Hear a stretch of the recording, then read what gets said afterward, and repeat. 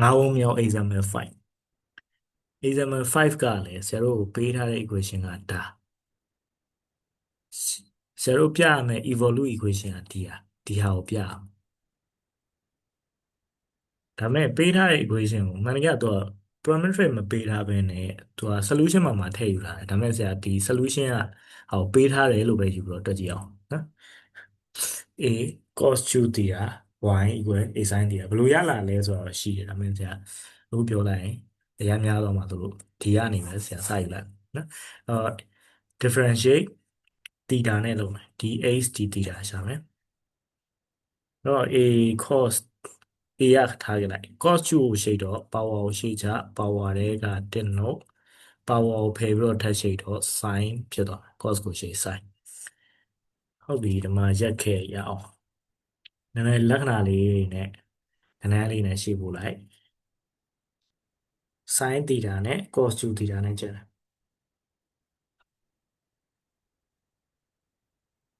sin theta နဲ့ cos square theta နဲ့ကျန်တယ်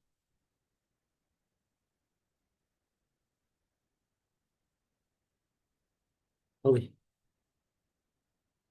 ဘာလို့ရလဲဆိုခဏထားခဲ့အောင်နောက်တစ်ခု dy by dx dy by dx d theta ဆိုတော့လေ a power ကိုရှိချ power တွေက1နှုတ်တော့ square sin sin theta ကိုရှိ cos theta ထည့်ရအောင်ဒါဆိုတော့ chain rule လည်းသိရမှာပေါ့နော်အဲ့တော့ 3a cos theta sin square theta ရတယ်ဟုတ်ပြီဆရာတို့လိုချင်တဲ့ y1 y1 က dy by dx dy by dx ကိုနည်းနည်းလေးခြားရင်ပဲကြားထဲမှာ theta တွေဝင်လိုက်အောင်ဒါဆိုရင် dy by d theta က 3a cos theta sin square theta ဟိုတကောင်ကပြောင်းပြန်လည်ပြီးတော့ရှေ့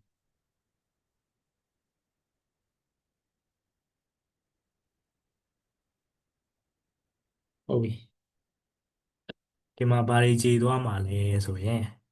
ခြေရရှိရတယ်ခြေကြည့်အောင် oh my goodness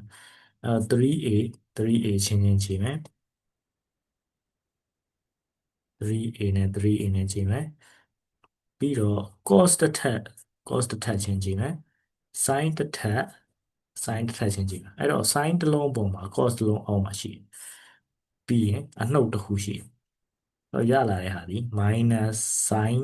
theta by cos theta ရလာတော့ဘာလဲဒါလေးကတော့ရှင်းရှင်းလေးပဲထွက်လာ y equal minus tan theta ထွက်လာ y2 ဆက်သွား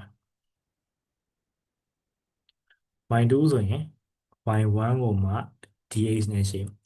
theta ကိုတစ်ခါတည်းထည့်ရင် y1 ကို theta နဲ့ရှိတာဒါကိုရှိရုံပဲ tan ကိုရှိရင်ကျွန်တော်ဒါလေးသိရမယ် set square ရမယ်အဲ့တော့ minus ကတော့သူ့ဟာနဲ့သူပါတယ် set square theta ရမယ်ဒီ theta by dx ကခုနအတိုင်းပဲ a ကိုပြောင်းပြန်လဲရေးလိုက်h ကိုရှိတ်ထားတဲ့ဟာကိုကျွန်တော်တို့ပြောင်းပြန်လဲရေးလိုက်အဲ့မှာဒီကောင်ကတော့နည်းနည်းရှုပ်ရှုပ်ရှက်ရတာ set square ကိုပြောင်းပြန်လဲ1 by cos နဲ့တူတယ်အဲ့တော့1 by cos square theta အာမြောက်ဆရာအရှိအနှုတ်နဲ့နောက်ကနှုတ်နဲ့တခါလေခြေလိုက်မြောက်လိုက်နော် plus ဖြစ်သွားတယ်အဲ့တော့ 3a sin theta cos square theta ဆိုတော့ 3a sin ကတော့တစ်ထပ်တည်းပဲ cos က4တက်တောင်ဖြစ်သွားဒါဆိုရင်ဆရာ y2 လည်းရ y1 y2 ရပြီဆိုရင်ဆရာတို့ရှာနေကြအကြီးတစ်ခုရှာနော်ရှာနေကြအကြီးရပါလဲဆိုတော့ y1 plus y1 square by y2 ကိုထုတ်ရှာ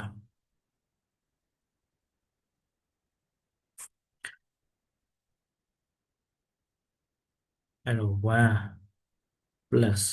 minus tan theta square by အောက်က y2 က 3a 1 by ပါအောင်မယ်အဲ့တော့1 by 3a sin theta cos 4 theta လို့လေးရှိမှာ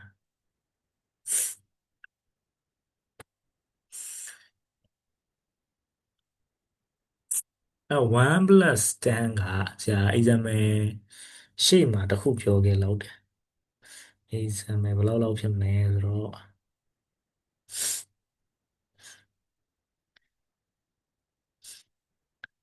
example 2လောက်မှာပြန်ကြည့်လို့ရတယ်နော်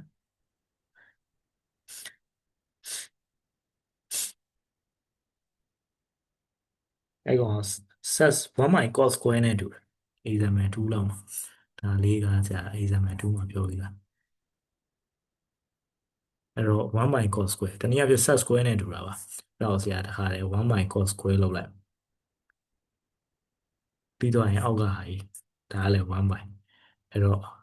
ဘုံ9ဆင့်ဖြစ် sin theta cos 4 theta ဆိုရင်ဆရာတို့အောက်ကဟာကိုပြောင်းပြန်လိုက် 3a sin theta cos 4 theta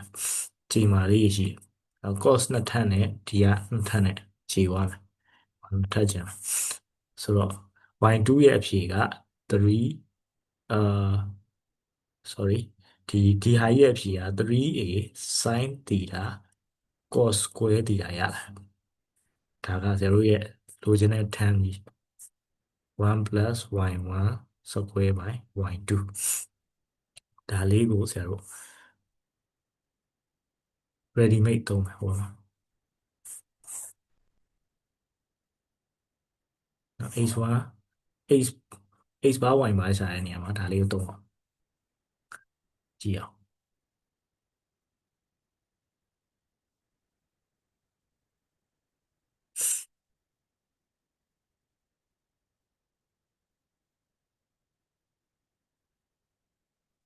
ဟုတ်ပြီ h bar line တာလည်းစောင်းနေတာတော့မသိဘူးထားလိုက် h bar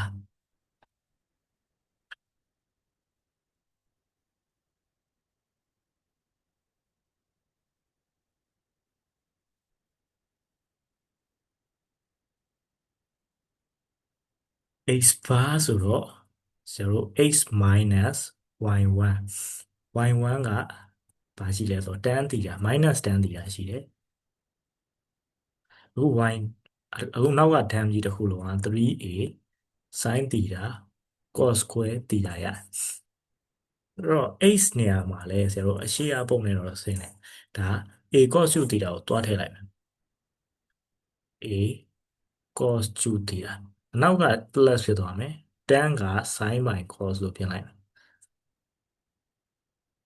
ပြီးတော့ဒါလေးကိုလည်းပြန်ရေးလိုက် 3a sin theta cos square theta လို့ပြန်ရေးလိုက်ဒါဆိုရင်ဆရာတို့ခြေလို့ရရှိရှင်းချင်းမယ် cos တစ်ထပ်တော့ကြည်သွားမယ် cos ကဒီမှာနှစ်ထပ်နဲ့ဒီမှာတစ်ထပ်နဲ့ကြည်သွားမယ် cos တစ်ထပ်ပဲကျန်ရမယ် sin ရတော့နှစ်ထပ်ဖြစ်သွားအဲ့တော့ရလာတဲ့ဟာက a cos 2 theta plus 3a sin square theta cos theta ကျောက်ထုတ်လို့ဘုံထုတ်လို့ရတဲ့ဟာဘာရှိလဲဆိုတော့ sorry တခါလေး6နဲ့လှန်ပေးရ x bar a ထုတ်လို့ရတယ် cos theta ထုတ်လို့ရတယ်အထဲမှာ cos နှစ်ထပ်ကျန်မယ် sin နှစ်ထပ်ကျန်3နဲ့ sin နှစ်ထပ်နဲ့ကျန်အဲ့တော့တကယ်လို့သာ sin square နဲ့ cos square နဲ့ပဲကျန်နေဆိုရင်ပျောက်သွားပြီတော့အခုကတော့မပျောက်ဘူးလိုလေးကျန်တယ်နောက်ဆက်သွားဟုတ်ကဲ့ y bar y bar တော့ပို့လွယ်ပါတယ်ရှာအဲ့တော့ y bar က y plus အနောက်ကဟာတစ်ခါတည်းထည့်ရမယ် 3a sin theta cos square theta y နေရာမှာ a sin 2 theta 3a sin theta cos square theta သူမှလည်းသူကကြောက်ဟို x bar အဆင့်အောင်တန်းရတယ် a နဲ့ sin theta နဲ့ကိုထုတ်လိုက်ဒါဆိုရင် sin square theta နဲ့3 cos square theta နဲ့ရတယ်ဟုတ်ပြီဒီဟာကနည်းပို့လွယ်အရှိရဟာတဲ့ဆိုင်အဲ့တော့သူရှာခိုင်းတဲ့ဟာ x plus y power 2/3 x minus y power 2/3အဲ့လိုရအောင်လုပ်မှာနော်ဆိုတော့အဲ့လိုဘယ်လိုရနိုင်လဲကြည့်အောင်တန်းတော့မရနိုင်အဲ့တော့သူ့ equation နဲ့တူအောင်လို့ဆရာ x နဲ့ y နဲ့ကိုပေါင်းကြည့်မယ်ရတော့နော်ဇယ်ရနေတာတော့ x bar y ပါပဲဒါပေမဲ့သူ့ပုံစံလေးကိုအောင် x နဲ့ y နဲ့ကိုပေါင်းကြည့်မယ် x နဲ့ y နဲ့ကိုနှုတ်ကြည့်မယ်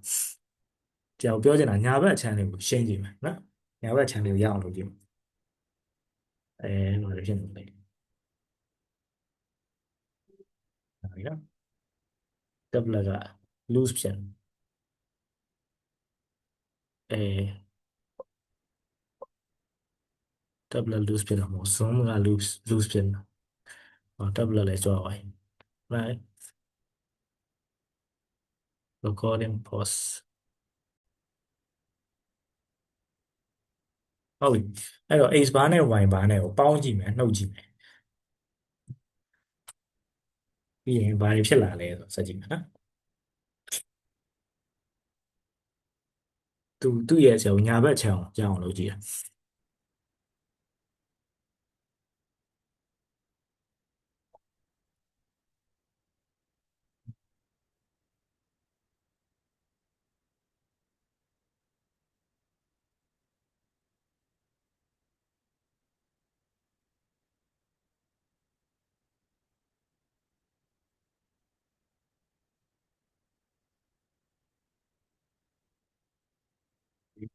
စာအောင်ပါဟုတ်ပြီအဲ့တော့ x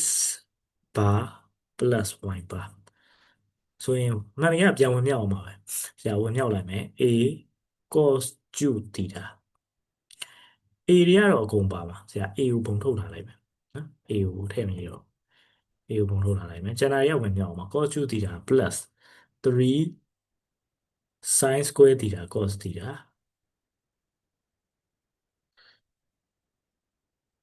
ဘဘကလည်းဆရာတို့ sin နဲ့ဝင်မြောက်ပြီးတော့တစ်ခါပေါင်းထည့်လိုက် sin 2 theta 3 sin theta cos square theta ဟုတ်ပြီလေးလုံးကဘာမှတစ်လုံးတစ်ခုနဲ့တစ်ခုနဲ့ဘာမှမဆိုင်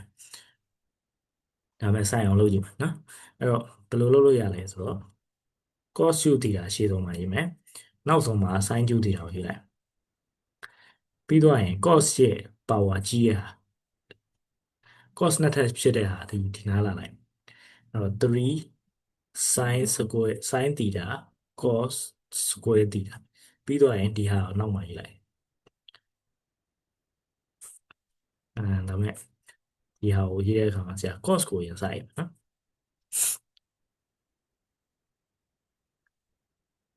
အဲ့တော့3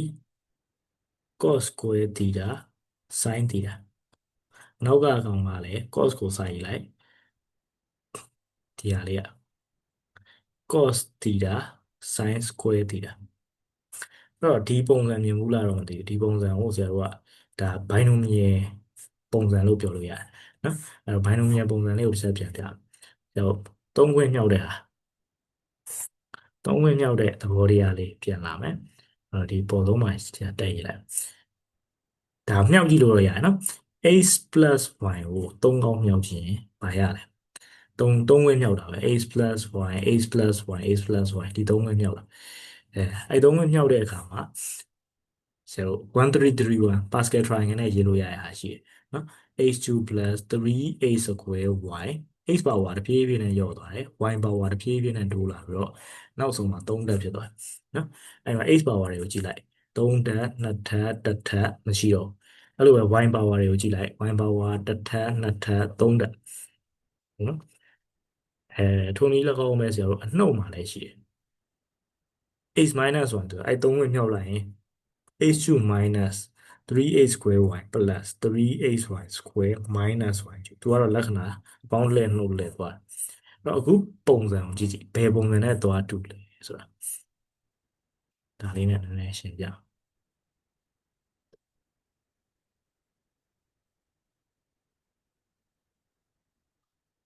အဲ့တော့ကြည့်ကြည့်နော်1331ပုံစံနဲ့သွားတူရှိလိုက်လို့ရှိရင်နော်ဒီမှာသူ့ရဲ့မြောက်ပုံရင်းကိုကြည့်လိုက်1331နော်ပြီးတော့ sin ကဘယ်သူနဲ့ပုံစံတူနေလဲဆိုတော့ x နဲ့ cos က x နဲ့ပုံစံတူနေတယ် y က sin နဲ့ပုံစံတူနေတယ်အဲ့တော့ဒီဟာကိုဆရာတို့ဘယ်လိုရေးလို့ရလဲဆိုတော့ the whole cube ပြောင်းရေးလို့ရတယ် cos cube plus sin cube နော်လို့ပြောင်းရေးလို့ရတယ်ဒါဆရာတို့ binomial နဲ့တွားလိုက်တာနော်အဲ့တော့ဒါလေးကချုပ်လို့ရတာဖြစ်သွားတယ် cos theta plus sin theta ကျူတဲ့ဟုတ်ပြီ cos theta plus sin theta ကျူလို့ရပြီနောက်ဒါကိုပဲဆရာတို့နှုတ်ကြည့်အောင်နှုတ်ကြည့်အောင်နေရာတော့မရှိတော့နေရာအောင်နေရာရအောင်စီစဉ်အောင်အဲ့တော့ဒီနှစ်ခုနှုတ်ရင်ရောဘာရမလဲ sin နဲ့ cos နဲ့ x နဲ့ y နဲ့ကိုနှုတ်ကြည့်မယ် x minus x bar minus y bar ကိုရှာကြည့်မယ်ဒါဆိုရင်အရှိကတော့အပေါင်းအနေနဲ့ဖြစ်မယ် a ကတော့ပုံထုတ်လို့ရေးထားမယ်အရှိက cos ကျူနဲ့3အခုလည်း cos ကိုဆရာရှေ့မှာရေးလိုက်တော့ cos theta sin square theta ရှေ့မှာနောက်ကဟာနှုတ်မှာဖြစ်တဲ့အတွက်လက္ခဏာကြီးပြောင်းပါမယ် minus sin ကျူ theta minus 3 cos square theta sin theta အဲ့တော့ဒါလည်းခုနကတော့ဒီမျိုးဆရာရှေ့နောက်နည်းနည်းရှေ့ပြောင်းလိုက်အဲ့တော့ a cos ကျူ theta ပြီးတော့ရင် cos ပါတဲ့ဟာကိုဒီရှေ့ပို့လိုက် minus 3 cos square theta sin theta plus 3 cos theta sin ကျူ theta sin square theta minus sin ကျူ theta ဒါလည်းအပေါ်ကတစ်ခုနဲ့ရှင်းကြည့်လိုက်လက္ခဏာလေးပဲကွာလက္ခဏာလေးပဲကွာအဲ့တော့ဘာပဲကွာလဲဆိုတော့ तू က cos theta plus sin theta the whole ကျူဆိုရင်ဒီအောက်ကဟာကအနှုတ်နဲ့ဖြစ်အဲ့တော့ x minus y x bar minus y ပါသည် a cos theta minus sin theta ကျူဆိုတာထွက်လာဟုတ်ပြီဆရာတို့လိုချင်တဲ့ equation နဲ့ဘယ်လောက်နှီးစပ်ပြီလဲကြည့်အောင်လိုချင်တဲ့ equation မှာ2/3ထပ်တင်တယ်နှစ်ခုစလုံး2/3ထပ်တင်ဘာဖြစ်သွားမှာလဲကြည့်အောင်နော်ဒီ x plus y ရော x minus y ရော2/3ထပ်တင်ကြည့်ကောင်းနှစ်ခုတင်လိုက်နော်ဒါကိုတင်ကြည့်2/3ထပ်တင်ကြည့်အောင်ဒါတော့သူ့လမ်းစဉ်ကိုလိုက်သလိုတော့ဖြစ်သွားပေါ့နော်အဲ့တော့ x bar minus y bar 2/3တင်လိုက်မယ်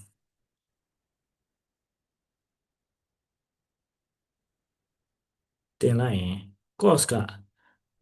3နဲ့စားလိုက်တာပေါ့3နဲ့စားပြီးတော့နှစ်ထပ်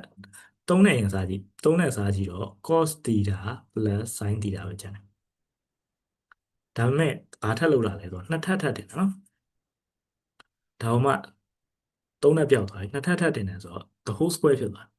ဒီ the whole square ကတော့1နဲ့1မတူဘူးဘာလို့ဖို့လို့လဲဆိုတော့ဖြန့်ရေးလိုက် cos square theta plus 2 sin theta cos theta ဒါရှင်းနှစ်ထပ်ရှင်းနောက်မြောင်းလက်စားနောက်နှစ်ထပ်နဲ့သွားတယ် plus sin square theta ဒါလေးရလားဟုတ်ပြီဒီတိုင်းလေးထားခဲ့လည်းရတယ်ဒါမှမဟုတ်ရင် cos square နဲ့ sin square နဲ့ဆိုတော့သိပြီလားပေါင်းရင်1ရတယ်နှစ်ခုပေါင်းရင်1ရတယ်ဆိုတော့ဆရာပြင်ရေးလိုက်မယ်ဒီနေရာမှာဘာပြင်ရေးလို့ရလဲဆိုတော့1 plus ပေါ့1 plus 2 sin theta cos theta ဟုတ်ပြီဒါကဘာကိုရှင်းတာလဲဆိုတော့ plus ခွင်းကိုရှင်းတာ plus ခွင်းကိုရှင်းတာဟုတ်ပြီ minus ခွင်းကိုလည်းအဲ့လိုပဲရှင်းကြည့်မယ်နော် minus ခွင်းကိုလည်း x minus y ကို x bar minus y bar ကို2/3တက်တင်မယ်2/3တက်ဆိုတော့ oh wait a a ကိုဆရာမေ့ခဲ့တယ်နော် a ရှိတယ် a ရှိတော့ a လေးကတော့အရှိမရှိနေတယ် a power ကတော့သူ့ a power တော့ဘာမှလုပ်စရာမရှိဘူး2/3တက်ပါဒီမှာတွေလည်းဆရာ a power တက်တွေကျန်နေတယ် a power 2/3နောက်ဆုံးမှာလည်း a power 2/3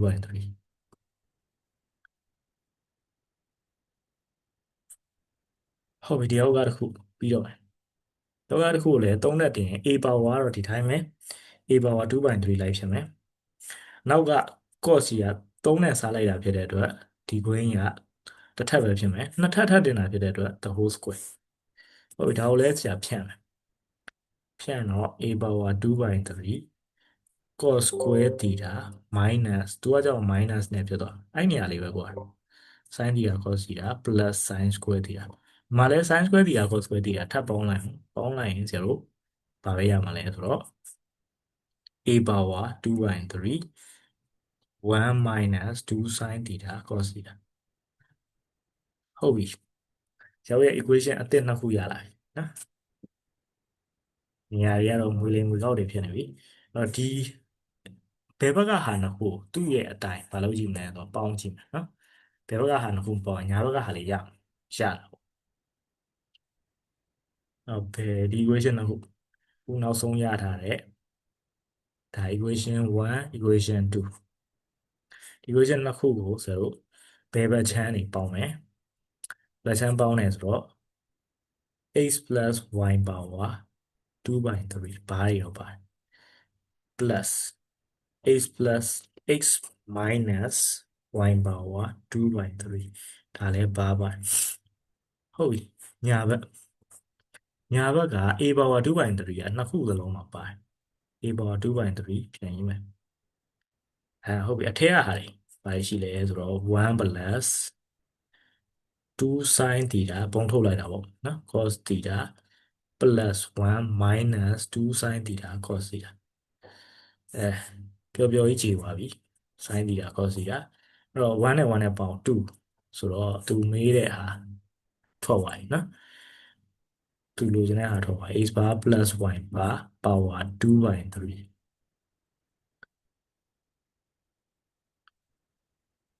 အဲ့တော့1 plus 1ဆိုတော့ 2a power 2/3ဒီဘက်ကဆရာအရှိကတော့မရှင်းအရှိတုံးကမရှင်းပြဘူးနော်နောက်ဆုံးတစ်ဆင့်ကျန်တယ်ဗာလဲဆိုတော့ဘားတွေဖြောက်ယူလိုက်ဘားဖြောက်ယူရစေအဲ့တော့ last equation last equation x plus y to the power 2/3 x minus y to the power 2/3 ဘဘက 2a power 2/3 that's it ပြီလောက်ရှိတယ်ပြန်ကြည့်အောင်အာတူတယ်နော်တူတယ်ဆိုရအဲ့တစ်ချက်တစ်ချုံမှာဆိုရင်အရင်ဆုံးတော့ဆရာတို့လုပ်နေကြတဲ့အတိုင်းပဲရှာတယ်ပေါ့ပြီးရင် x bar y bar ရှာတဲ့အထိအတူတူပဲအဲ့ပြီးတော့မှဆရာတို့ဘာလုပ်ရလဲဆိုတော့ x bar နဲ့ y bar ကိုသူ့ရဲ့ equation ညာဘက်ကိုကြည့်ပြီးတော့ဆရာတို့ရှင်းသွားတာပဲနော် x x bar plus y bar နှစ်ခုကိုပေါင်းလိုက်တယ်ဒီစင်အစမှာပေါ့သူ့ရဲ့ equation ကြည့်လို့တာဒီနေရာကစပေါင်းတယ်ပေါင်းပြီးတော့ဆရာတို့ရလာတဲ့နောက်ဆုံးဒီနေရာလေးအာ